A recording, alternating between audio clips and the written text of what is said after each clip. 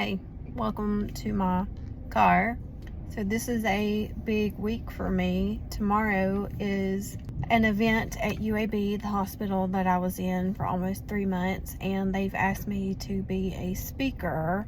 Come to find out, I am the main speaker to a large group of healthcare workers, many of them who played a direct part in my situation, also other survivors and their families. And I have realized real quickly that writing, YouTube, and public speaking are all very different, and just because I can write well does not mean I will be engaging as a public speaker, which I learned the hard way the other day. Thankfully, the organizer of this event wanted to have a Zoom yesterday with me and 2 other speakers to just kind of run through everything. And I had spent all this time typing out what I wanted to say, and I went last because I'm the main speaker. Well, the first 2 just kind of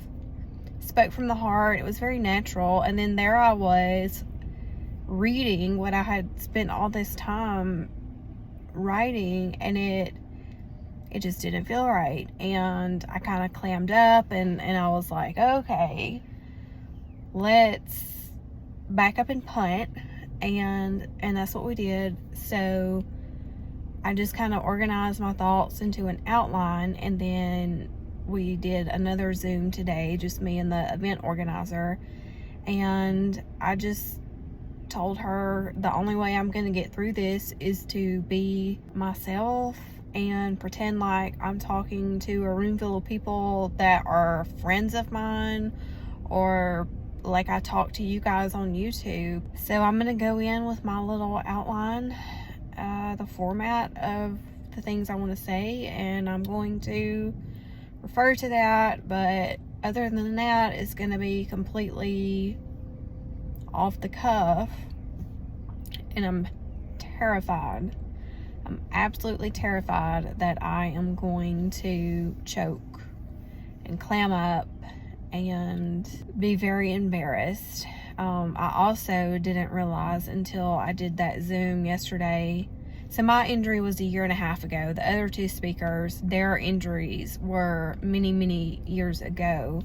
So compared to them, I'm still really in the thick of it. And I had sort of an epiphany yesterday that I've done a lot of talking about things, but I haven't really talked through things. And there's quite a difference. And I didn't realize this until I tried to practice my speech. Then it was really helpful to have the other 2 guys, Greg and Tim, who were encouraging me. And I didn't realize how fresh the wounds still are until that Zoom, and they were really supportive and really great and encouraging. And then it dawned on me, that's the first time I've talked to anybody like who can sort of understand my perspective as the patient and what I went through. And so it's been 1.5 years, and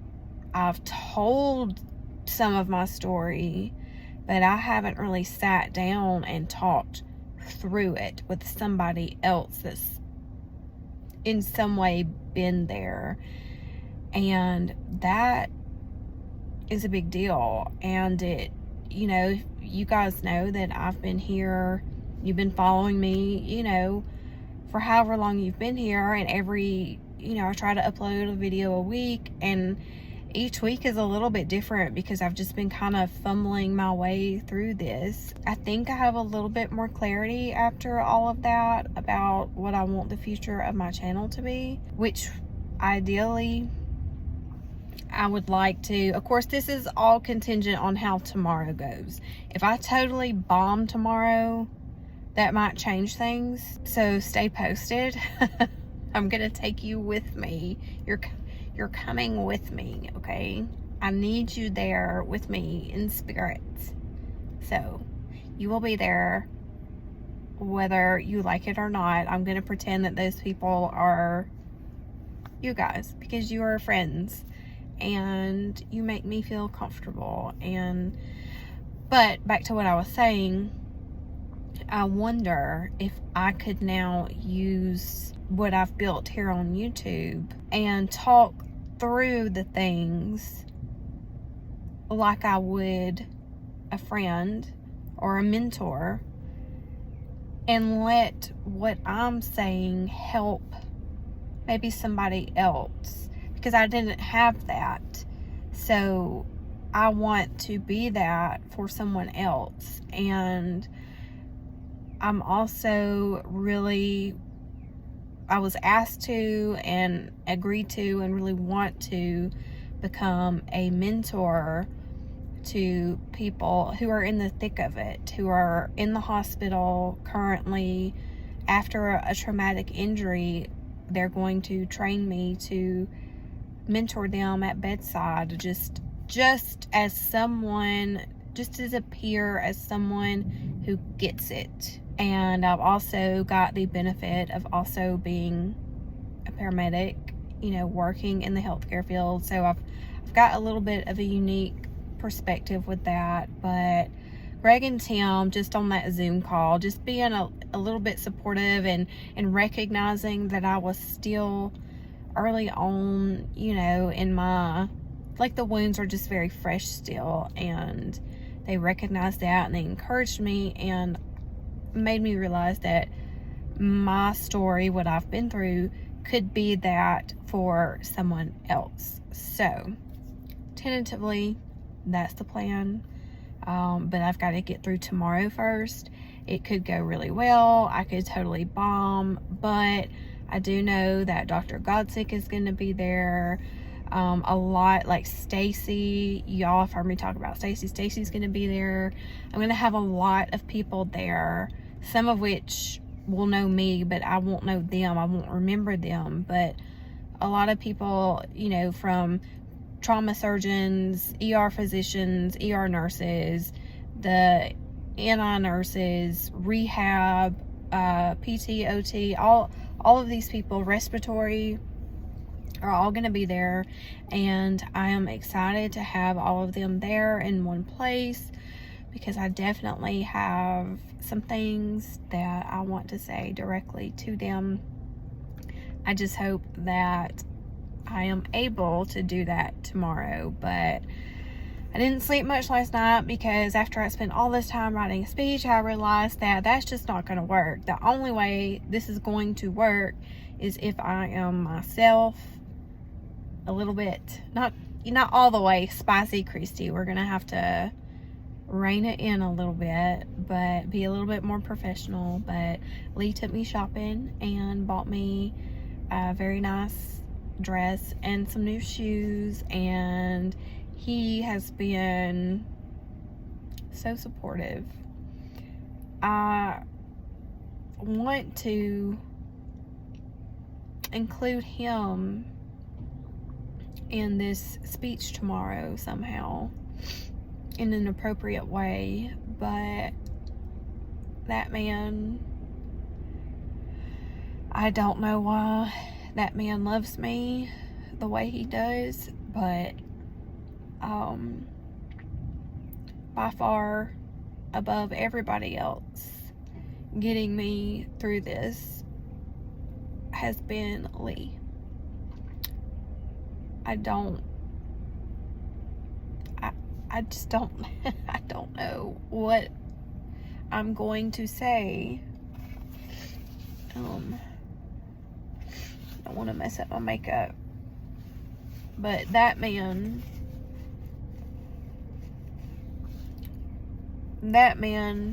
deserves everything. And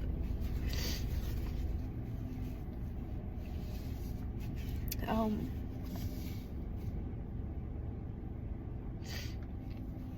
don't even know what else to say, but I would like to be able to somehow acknowledge him publicly. Not that he needs it, but man, I don't know why, but that man loves the shit out of me. And I love the shit out of him. But so wish me luck and stay tuned. Just another few minutes, but I hope tomorrow goes well.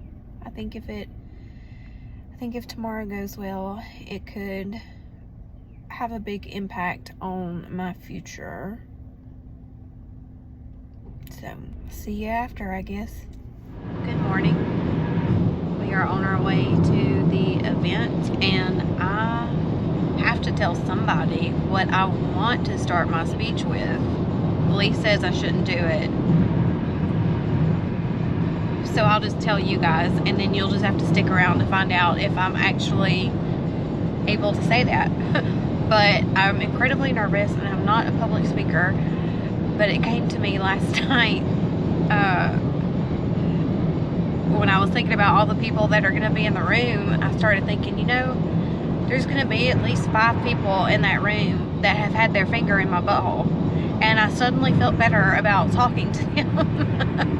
And I really want to start with that to kind of like break the ice and make myself feel better. But at least it's probably not a good idea. Even if I say I was going to say it, I don't know if I'd actually have the cojones to do it when I get up there. So, we'll all find out together. We'll see y'all back in a little bit. There's my beautiful husband. I love you. Love you too, baby girl. Guess what? Allie said that I could open with the butthole thing. So I'm totally going to. I did it. I talked about my butthole. Last but not least, we have Christy Bullock today. Of all of our speakers today, Christy was the most recent patient here at UAB, and we're thankful for her being willing to share her story with us so soon after her injury. Her injury happened in the fall of 2021 when she was on a motorcycle ride near Mount Cheehaw. She hit a guardrail taking a curve, and while her body was stopped, her head kept moving forward, and she suffered an internal decapitation, which if you don't know, if you were here at our event last year, one of our speakers last year also is an internal decapitation survivor. This means that all the ligaments connecting her skull to her spine were severed. This is obviously often a fatal injury. She's going to talk more about her recovery, but it was truly a multidisciplinary effort from the first responders to the neurocritical trauma and neurosurgical teams and to the nurses who lifted her spirits in a very special way. Christy now shares her journey on a YouTube channel, reaching an audience of trauma survivors around the world. Christy, we're happy you're here today.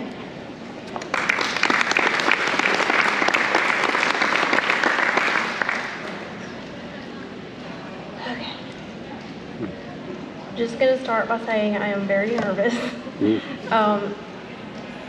I've had a very difficult 2 days with anxiety about doing this, but then the thought occurred to me last night that there are at least 5 of you in this room that have had your finger in my butt, and suddenly I feel better. And the other trauma survivors know what I'm talking about.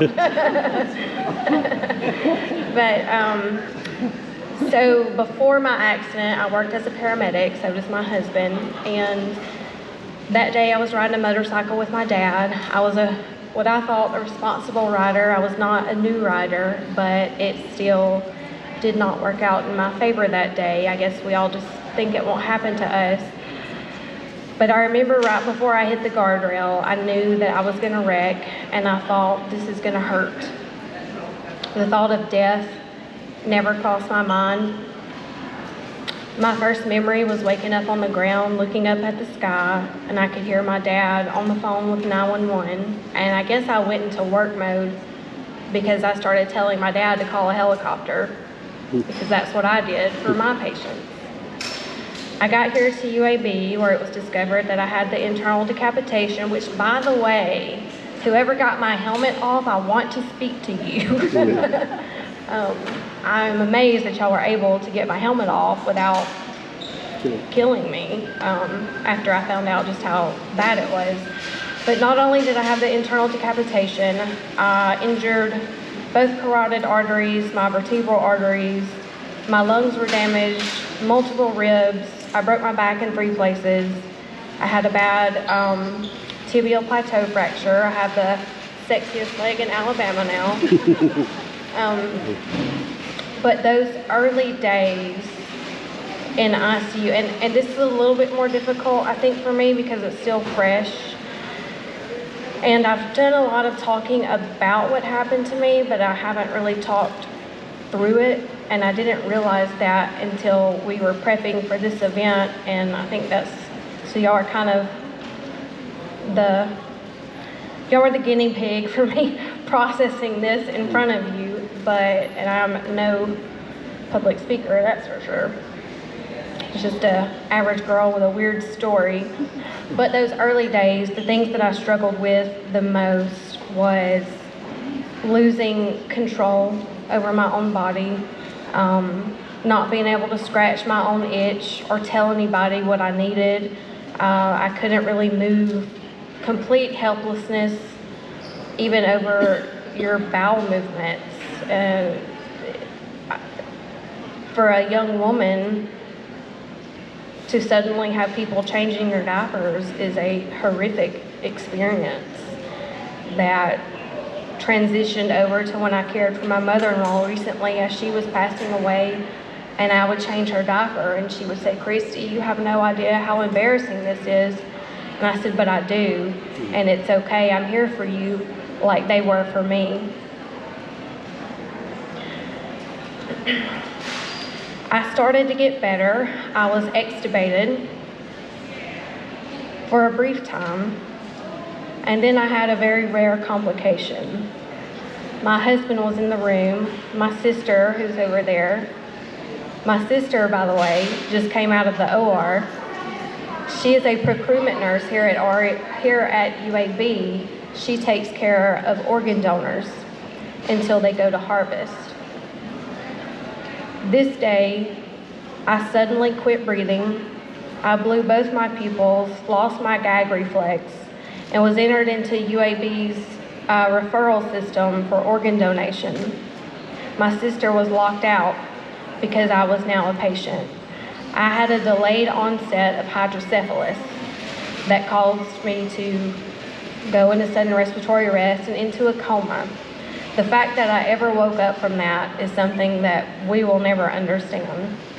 But I did wake up, and then I started the long road to recovery. That's how I got this lovely, I call it my other butthole. But Allie wanted me to talk about some of the things that helped me through my recovery, so I jotted a couple things down. And some of the most important things for me was being heard, knowing that my nurses, my family, my doctors were listening to me. And there were a lot of bad days. I tell people when they're going through something to just hang in there, because there's a good day on the horizon. And those good days now are much better than they used to be. So now, about a year, so 6 months ago, I kept getting asked the same questions over and over again. Everybody wanted to hear this crazy story. So I started a YouTube channel, not knowing what in the world I was doing. And apparently I pleased the algorithm, and that first video kind of took off across the world. And so now I've been fledging along, trying to figure out what to do with my YouTube channel. And I really didn't have that clarity until the other day when Allie forced me to do this uncomfortable Zoom with the other speakers. And I realized on that Zoom that I have not talked with other people that have gone through anything like what I've been through. And the support that I got from Greg and Tim and the encouragement really meant a lot to me, and made me realize that I want to use my YouTube, my podcast, whatever I can to get that encouragement to other people. And by far the biggest, I saved this for last because I'm going to cry, but those ICU days, I had ICU delirium. I was in there for over 2 months, and the mental, I cannot understate the mental turmoil of being an ICU patient in that condition. As a mother, I couldn't see my kids. I was physically suffering. I was mentally suffering. I was scared. And Stacy over there, and Connie over there, Haley, Lori, all these people got together, and Stacy said, I tell you what, if you get off this ventilator, I'm going to take you up to the helipad and we're going to watch the sunset. And so she kept that promise. And they spent an hour and a half packaging me up to take me to the helipad, and we watched the sunset over Children's Hospital. We took beautiful pictures. My favorite part of the pictures is I zoom in and I look at Stacy's face, and I look at my hand holding Stacy's hand. And I cry every time because you will never know. You'll never know what you did, and it's so special. Emma did a write-up on it, which got picked up by The Good Doctor on ABC, and they put that story on their season finale the other day. I did not know until my phone started blowing up. So that's what your nurses here do for their patients. I want you to know that as a fellow healthcare provider, I'm no longer a paramedic, but I know what it's like to take work home with you. I know what it's like to wonder, is this really worth it?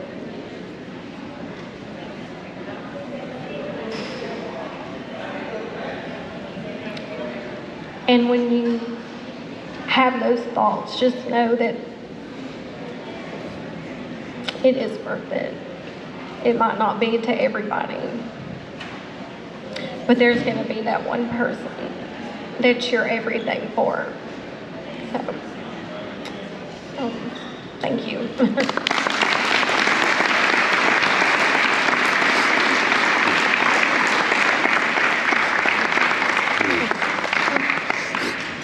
Let's hear it one more time for all of the trauma survivors. To crashes, UAB working today to honor trauma survivors, their families, and medical teams who cared for them. Survivors not only sharing their inspiring stories, but also thanks for the teams who work so hard to help them survive, keep them alive. Tristan Rupert is live at 5 with what it was like hearing about these fights for survival and how this can hopefully fuel those first responders. That's right, Jonathan. It really was an emotional day today hearing these survivors describe the accidents, whether it be in a vehicle or on a motorcycle, perhaps even the gunshot wounds, and really what it meant to them to have these really top-notch medical responders work so tirelessly to save their lives. And while the details of their stories may differ, the gratitude they have for those who helped save them does not. For everything that y'all did for me and everything that y'all do for the people that come through this system. Thank you. Inspired by their near-fatal incidents, many of the survivors now work to provide support and resources to other traumatic incident survivors. All work which wouldn't be possible if doctors hadn't done their part in years past. Our teams that are in the ICU, and that's what they do every single day, they don't get to see the patients outpatient, right? They're just in the trenches in the ICU every day. So to see these outcomes is really, really meaningful for them. Christy Bullock was once a paramedic, but that was before she was internally decapitated after a near-fatal motorcycle accident. She implored the healthcare heroes listening to remain steadfast in their dedication, to push past the doubt, and to continue to make a difference. It is worth it. It might not be to everybody, but there's going to be that one person that you're everything for. UAB stresses that all the trauma survivors and their families are invited to join the Trauma Survivors Network. For more information on that, you can head over to our website at WBRC.com. Reporting in Birmingham, Tristan Rupert, WBRC, Fox 6 News, on your side.